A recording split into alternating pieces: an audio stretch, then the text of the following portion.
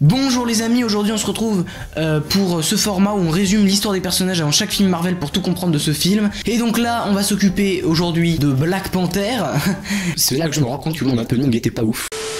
Pour mieux comprendre le film Black Panther Wakanda Forever, vous n'êtes pas sans savoir que l'acteur est décédé, mais son histoire sera sans cesse rappelée dans le film car c'est un film hommage finalement à Black Panther. J'ai déjà fait l'histoire de Shuri, si vous voulez les checker, n'hésitez pas. Mais en tout cas c'est parti pour le résumé de l'histoire de T'Challa. On va faire la prononciation française en 2 minutes.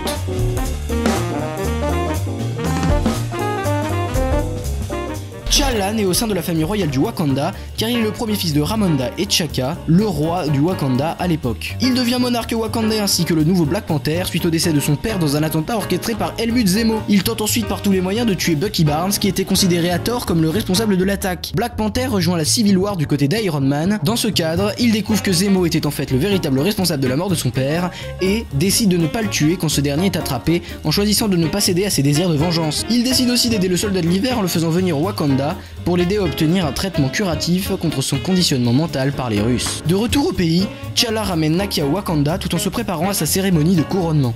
Suite à cette dernière, l'ennemi numéro 1 des Wakandais, Ulysse Klaue, est détecté sur le territoire, forçant T'Challa à mener une mission dans le but de le capturer, mais se retrouve alors confronté à la CIA d'Everett Ross. Klaue, après avoir été capturé et interrogé, réussit malheureusement à s'échapper. Mais peu de temps après, un certain Eric Killmonger, qui n'est nul autre que le cousin de Black Panther, arrive au Wakanda après avoir assassiné Klaue et réclame alors le trône. Killmonger défie donc T'Challa en duel dans le cadre d'un combat rituel et le massacre en le laissant pour mort tomber du haut de la falaise dite de la chute des guerriers. Sauvé par la tribu Jabari de M'Baku, T'Challa parvient à revenir et à se débarrasser de Killmonger.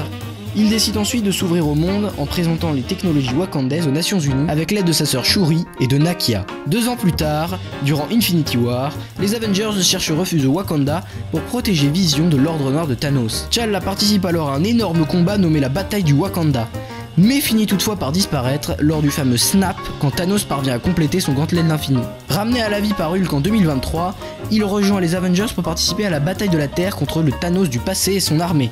Après la défaite du Titan Fou, il assiste aux funérailles de Tony Stark et retourne au Wakanda pour reprendre ses fonctions de roi. Voilà, c'était l'histoire du Black Panther de T'Challa, et en fait on sait que son histoire est terminée puisqu'il meurt. Alors on va voir comment ils vont l'expliquer, etc., puisque l'acteur, comme je vous l'ai dit, est décédé. Et bien sûr n'oubliez pas d'aller checker la vidéo sur Shuri qui est bien sûr très importante aussi pour comprendre le film Black Panther Wakanda Forever. N'hésitez pas à vous abonner parce qu'il y a plein de vidéos sur Black Panther qui arrivent. Après on s'attaquera bien évidemment au Holiday Special, la Secret Invasion, à plein de choses qui arrivent, et surtout Ant-Man et la Guêpe Quantumania. Enfin bref, donnez-moi de la force, likez, abonnez-vous et passez une très bonne journée s'il vous plaît. En tout cas n'oubliez jamais, subscribers, rassemblement.